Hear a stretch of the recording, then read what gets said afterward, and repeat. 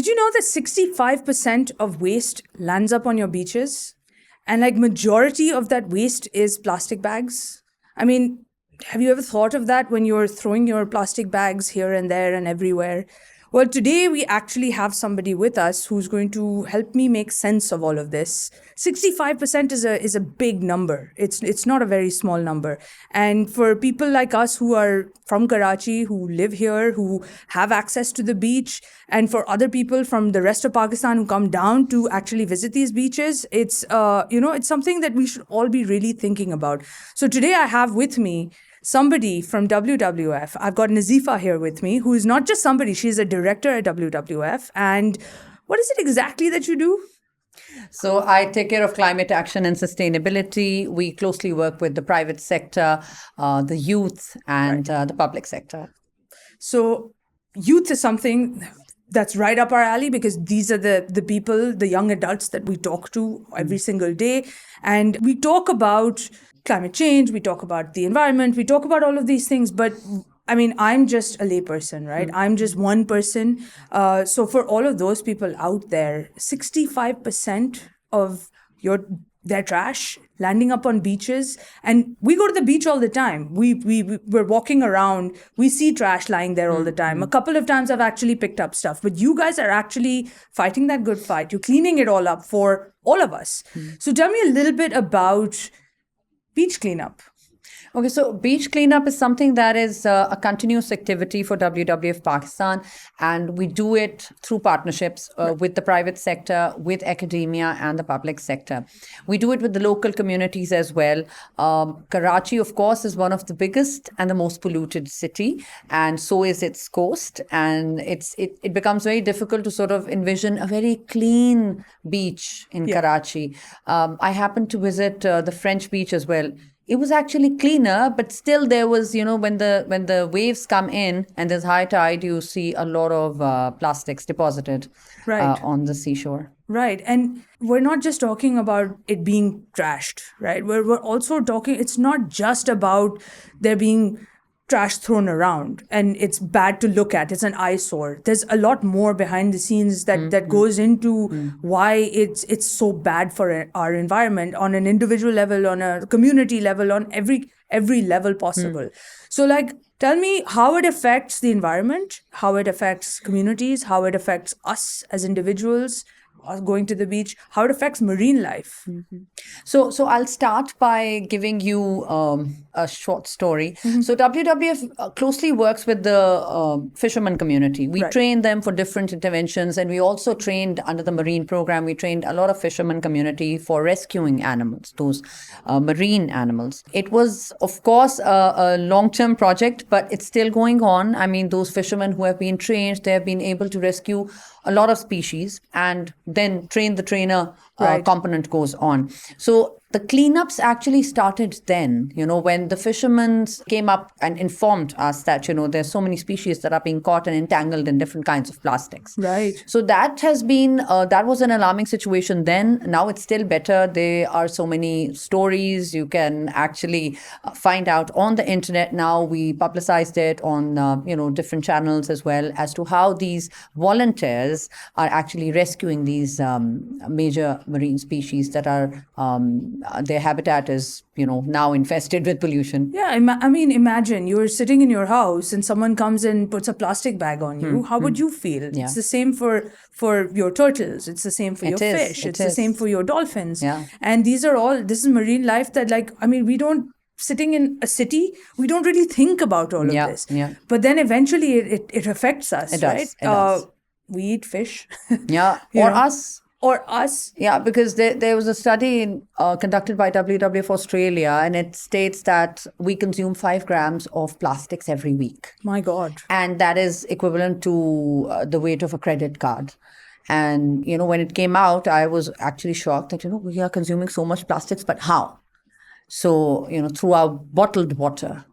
through the different kinds of things that we are consuming in the different kinds of plastics, the single-use plastic containers that we have, especially for hot food beverages. Right. It's not right because it interacts with, the hot foods. With temperature, there are toxins of plastics that are, deposited and interact into the food. Yeah, it is going to bioaccumulate and magnify the effect. Now the fish, of course, there have been plenty of studies that you can find globally. Many of them, one of the famous documentary by Jo Ruxton, where she dissected some seabirds, and she could find little microplastics and microbeads in the tummy of that seabird. About if I'm not wrong, it's about 1 million seabirds that are affected by this marine litter, because they are mistakenly eating those microbeads and styrofoam pieces. Absolutely. And that's, if that fish probably is going to be consumed by us, of course, it's going to make a negative impact. So why is it that people have that disconnect in their head? Like, they go for a little beach picnic and then they don't mean to just leave it trashed. Some people do mean to leave it trashed, but they don't mean to do it. Most people, why is it that there's that disconnect where they're like, look, we can't mindfully actually take care of our waste management? So I think the general public, is quite oblivious of the harmful impacts of plastics. They think that a wrapper or a bottle can do no harm. Apparently, if it's lying on your table, it's not doing any harm. But if it ends up in your drains, of course, it's going to block it. It's going to cause that urban flooding. Yeah. And the drains are, overflowing, especially in Karachi. We have seen Every that time it in rains. so many incidences are there. People need to understand that we are the cause. Definitely. We keep tossing all of that stuff out there. Exactly. It goes into the drains, it clogs the drains, and when it rains, absolutely. So when it finally affects them, when they can't go to school or they can't go to college or they can't go to work because the roads are flooded, think back as to what was our input in all of this. I think over the last decade, maybe last 2 decades, there's a lot of consumption of single-use plastics. We have moved from glass bottles to PET bottles, jute and plastic reusable baskets to the polyethylene bag, which is the flimsy bag, and now it can be called like the national flower of Pakistan because you can find it stuck on every bush, every tree, everywhere. And I don't know why people are not stopping buying it, using it, because we need to stop it, because that actually is the cause of a lot of marine species to die because they ingest it. I think it's a mindset problem. At some point, everyone collectively decided that it's too much time and effort to carry your own bag from home, like a jute bag or a cloth bag or whatever, and take it with you when you go grocery shopping, or take it with you when you go out shopping or doing whatever. So it's just easier because they're cheap. Yeah, they're easy. You take them, you trash them, you throw it in the trash once you're done using it. So I think it's that mindset. It is. And but now there's a shift. Now more and more places are requiring you. They're handing you those bags. They're telling you to switch to renewable, like to reusable bags. And putting a price to it, even the paper bags that a lot of, shops are giving, they ask for money. Right. So, I mean, that's, you pay for it then. So there are steps that are being taken, but putting emphasis on what is it that we can do within our communities to kind of push that narrative, to kind of make it a part of your everyday. What steps do you think we can I think there are plenty of things. We should start by reducing the consumption, because when we go out in the grocery stores, we're putting everything, 6 bottles of water, maybe not bulk buying. Right. That's also a cause. Like, if you want to buy something small, of course, you'll buy plenty of them and so many wrappers and so many post-packaging, waste. And, how are you going to manage that? So I think we need to be mindful while we buy when we're going out. So that's the first thing. And reduce your buying in terms of, don't buy stuff that is overly packed. Right. Buying bulk is going to also reduce your waste. Right. At the end of the day, and segregate your waste. I mean, you need to separate things. I remember when we were kids, the glass bottles, the cardboards and plastic bottles, everything used to be separated, and it was easier for the vendor or the waste collector to actually take it back. But now it's a problem. The scavengers actually have to take a lot of time, and it's a painstaking effort Process. to actually, You're segregate. absolutely right. In school, from a very young age, Yeah. we are taught to separate our waste. We are taught recycling. Recycling is like a big theme in schools that they Yeah. teach to kids. But then as we get older, I guess people just assume we don't have time for this anymore. But I think we need to make time. Yeah. It's something that like we should actively pursue because it's affecting everything. It is. And I think there's so much that you can do out of the collected waste. There can be so much of efforts that lead to upcycling. There's so many startups in Pakistan right now as I speak who are actually making products, amazing products like laptop bags and tote bags. I was just talking to one of my colleagues and I was like, I want that tote bag and laptop bag. And it's made up of MLP, which is multi-layered plastic, which is the wrappers of your chips and biscuits and ice creams. Right. And they're beautiful. I mean, there's so many startups here now. That's amazing. Yeah. It takes a little bit to just go and search for it. Yeah. And then you can, also encouraging small businesses. And you should like contribute to those small Absolutely. businesses, definitely. Absolutely. Tell me something. Now, I remember as a child, we had all these school field trips that were always, turtle watching. And like, it was more awareness based so that we could actually go and see the process, see how these turtles hatch and then how they go into the ocean and what that ecosystem is like. And it was fascinating. I mean, for really little kids, for them, it's just exciting to see it happen. But as you get older, the more I think about it, and I'm like, do they still have that? Do they still have, would all of this trash on those beaches, would all of the waste that's being tossed out there, wouldn't it affect these turtles? Definitely. And as I mentioned earlier, that since, we have been training and working closely with the fishermen community, there are so many stories. I mean, I would love to narrate one, please. Is namely Ikrar Saab, who worked with us. He started working with us as a volunteer in 2012.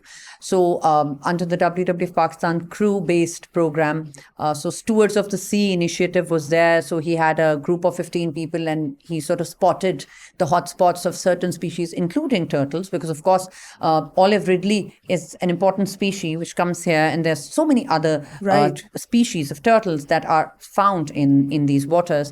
So, and since then, he has been able to rescue so many species, including squids and sharks and sea snakes. From our waters. Rescuing them from plastic entanglement and ingestion. So I think that is a story that is a true story. And I think there's so many volunteers out there who are doing it. Right. No, that's amazing. Can I volunteer? Please tell me how, because I would love to get involved. And I'm sure there are lots of people out there who would love to get involved as well. So if you are interested in volunteering for any of the initiatives, you can contact WWF representatives. You can directly email us and we'll let you know which project can you volunteer for. You're going to give us all the links. We're going to put them right here at the bottom.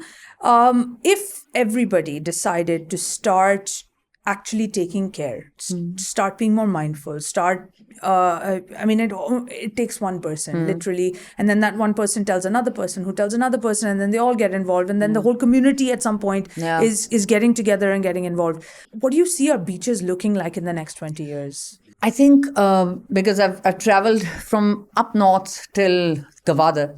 So I've seen the most beautiful beaches in Pakistan, Gavadir and Dawam. And I mean, they're golden sandy beaches. We can have that. But those are protected ones. That's what I'm saying. The difference between those and the difference between the ones we have here is people. Because literally. We're not mindful when we're going out. We don't want to go to sea view because there's such a bad odor there, first of all, and then trash everywhere.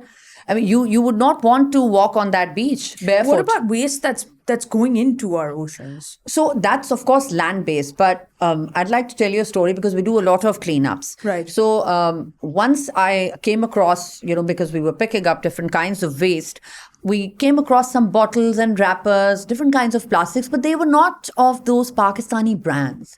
There was Arabic written on them and some other languages. So since the Arabian Sea is connected with other countries as well, so of course it's not us who's only contributing to it. Right. So that also was an eye-opener for me that, this is not ours. We don't produce it. So, this is coming from somewhere else.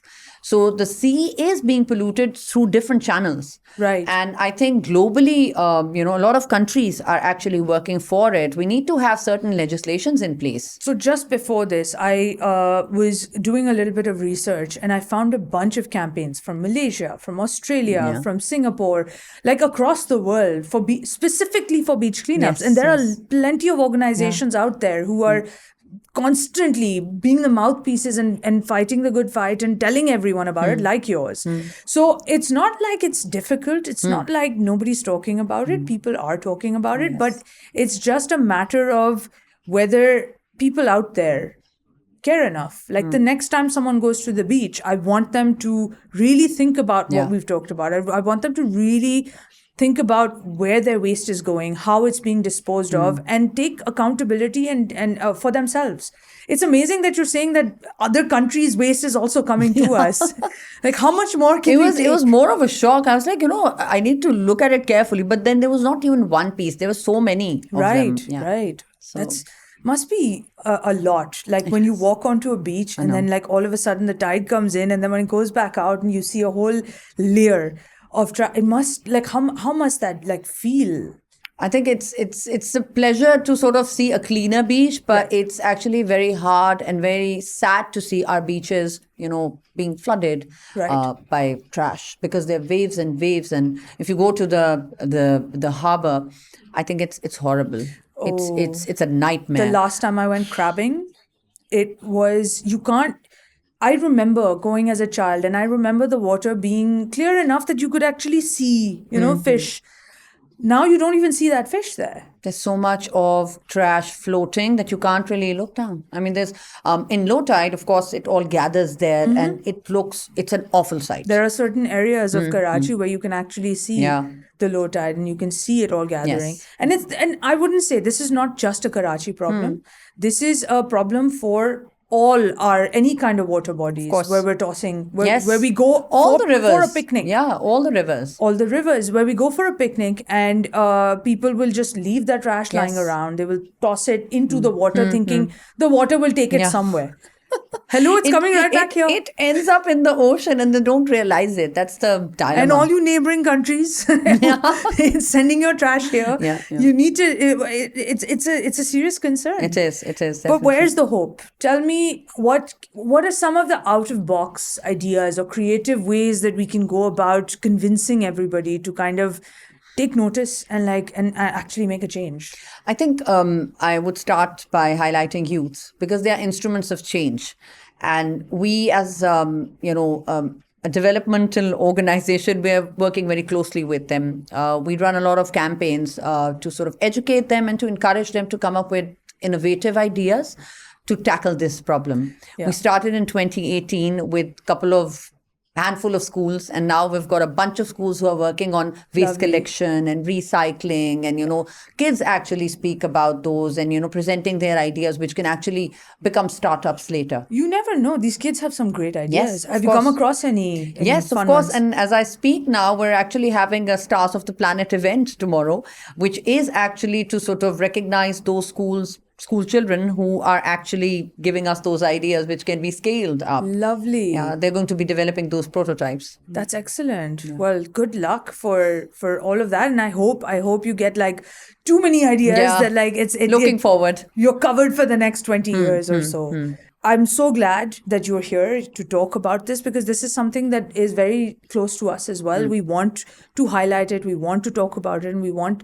everyone to understand that it takes one person. It starts at home. Yeah. We have to make that change ourselves. Last thing, I just wanted to ask, if someone has never been involved with the environmental initiative or has never really, now they've just woken up and they're like, you know what, you're right, it's affecting me. Climate change is here, it's now. How do I get involved? How do I make a difference? How can I jump in, even baby steps? Yeah. Please let them know. So I think I'll start with the easiest one, which is planting a tree.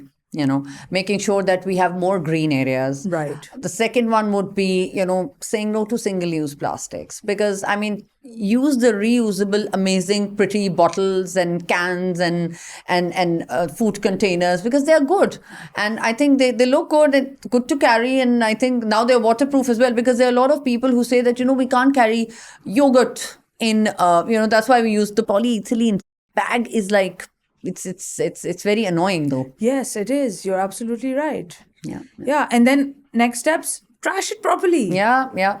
You were taught recycling in school. I think it's basic civic sense to sort of separate waste. I mean, if you go to UK or Europe, I mean, those kindergarten kids, they know how to sort of segregate the waste. They have made it. The thing is, over there also, they have policies. They have fines attached. Yeah. They have, like, I went to visit someone recently in the UK, and in the morning, I was living at their place, and in the morning, they had like those 3 trash cans outside. If you don't fill up the right trash in the right trash You're can, fined. no, they won't pick it up. They'll be like, you know what, you live with your trash. There was Here you go. there was a community in a county where you actually fined. which is I think we need that. We need that, Yeah. We've started wearing those seat belts because there's a fine to it. And, this open dumping of waste, if we put a fine to that, probably things are going to change. Right, absolutely. Yeah. Well, there's hope yet. And you're absolutely right. The youth is where it's at. And I hope that, these kids take it forward. We can only talk about it. We can only shout it out for as long as we can. But I'm hoping that somebody out there is listening, and they will then take it forward and talk to 3 other people and 4 other people. Thank you so much for being here. Thank you so much for coming in. Thank you. It was a pleasure meeting you. This is going to be the first of many. We're going to keep pulling you back because they need to keep hearing from you about all the amazing stuff that you guys are doing. Absolutely. And so stay tuned, and more on the climate crisis and how we can actually do something to make a difference.